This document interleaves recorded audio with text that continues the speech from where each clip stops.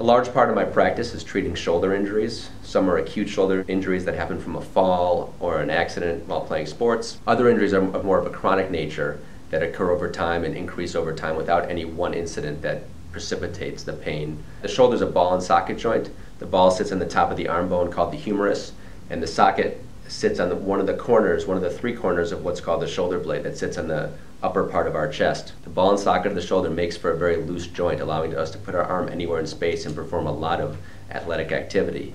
For that reason, it's very important to keep the ball stable or centered in the socket. And we have ligaments that hold the bones together.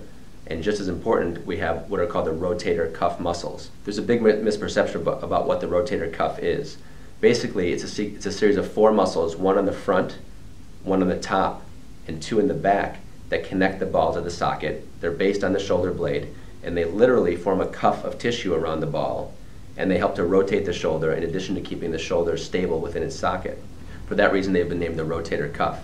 And those are commonly injured muscles or tendons, both from acute injuries and from chronic wear and tear type injuries. One anatomic part that people don't usually realize is an integral part of the shoulder is the biceps. So in this model here, the biceps is the muscle that we all think about from doing curls that actually goes up into the shoulder and acts as an integral part of the function of the shoulder, acting almost like a 5th rotator cuff muscle. So here's the 3rd bone that makes up the shoulder called the clavicle. The clavicle we often call the collarbone. That connects our chest to the shoulder blade, holding the shoulder out from the body so that it doesn't collapse forward and providing additional stability to the shoulder joint.